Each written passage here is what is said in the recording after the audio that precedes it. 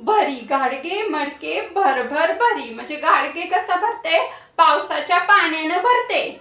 आणि तुम्हाला पावसात भिजायला आवडतं का नाही? सर्वांना आवडतं. तर मला 3 ऋतूंची नावे सांगायची. कोणती कोणती? कोणते कोणते 3 ऋतू आहेत? उन्हाळा, पावसाळा आणि हिवाळा, ही 3 ऋतू आहेत. तर पाऊस आला की सर्वांना आनंद होतो, सर्वांना भिजायला आवडतं पावसात. आता पुढच्या कडव्याकडे वळूया आपण. इकडे मी लिहून देते पुढचा कडवा. सरीवर सरी, सरीवर सरी,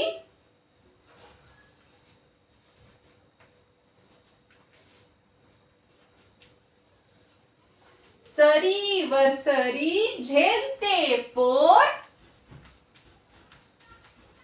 पहिलं कडवं सर्वांना समजलं. आता आपण दुसऱ्या कडव्याकडे जाऊया. झेलते पोर, थुई थुई नाचे रानात मोर. बघा, पाऊस सर्वांनाच आवडतो आणि पावसामध्ये काय होतंय? थुई थुई नाचे रानात मोर.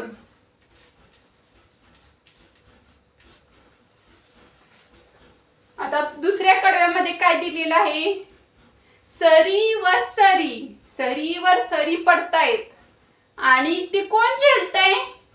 एक तुमच्याच वयाची 5 ते 6 वर्षाची मुलगी ती अंगावर झेलते आहे. सरीवर सरी झेलते म्हणजे अंगावर झेलतीये. पाण्याचे सर म्हणजे टिपके, पावसाचे टिपके हे अंगावर झेलती. झेलती पोर, थुई थुई नाचे रानात मोर. मोर बघितलाय का? सर्वांनी बघितलाय का मोर? थांबा, मी मोराचं चित्र तुम्हाला दाखवते. हे बघा, ह्याच्यामध्ये सर्व पक्षी आहेत. यामध्ये बघा, हा मोराचं चित्र आहे. बघा, माझ्याकडं मोराचा एक छानसा पिसारा पण आहे. तुम्हाला 2 मिनिटं ते दाखवते. हा बघा, मोराचा पिसारा बघितला का सर्वांनी? छान आहे का? मोराचा रंग मोराचा रंग कसा असतो? छान असतो की नाही? सर्वांना आवडतो ना मोर? मोराचं एक गाणं तुम्हाला माहितीये का?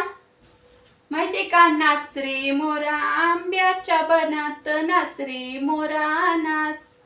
काळा काळा कापूस पिंजला रे, ढगांशी वारा झुंजला रे. आता तुझी पाळी, मीच देते टाळी, फुलं पिसारा नाच. नाच रे मोरा आंब्याच्या बनात, नाच रे मोरा नाच. अशाच प्रकारे तो मोर काय करतोय? Thuy Thuy नाचतोय. बघा, पाऊस आला की काय होतं? आभाळात ढग साचतात आणि तुमच्या ह्या चित्रामध्ये, ह्या कवितेमध्ये काय दाखवलेलं आहे? ती मुलगी अंगावर सर झेलतीये आणि ह्या चित्रामध्ये काय दाखवलेलं आहे? मोर दाखवलेला का नाही?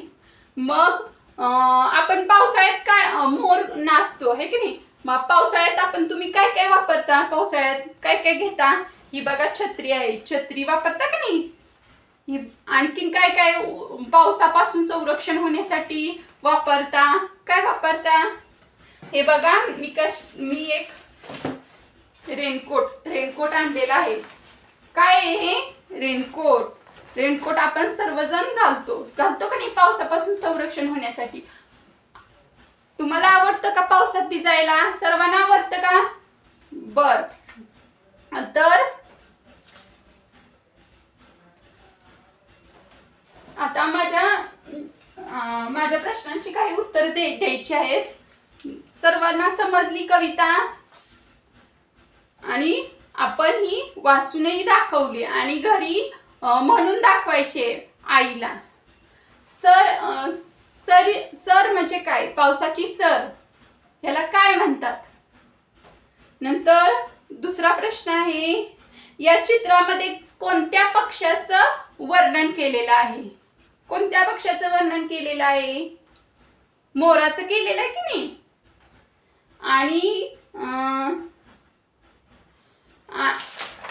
आणि एक उपक्रम आहे.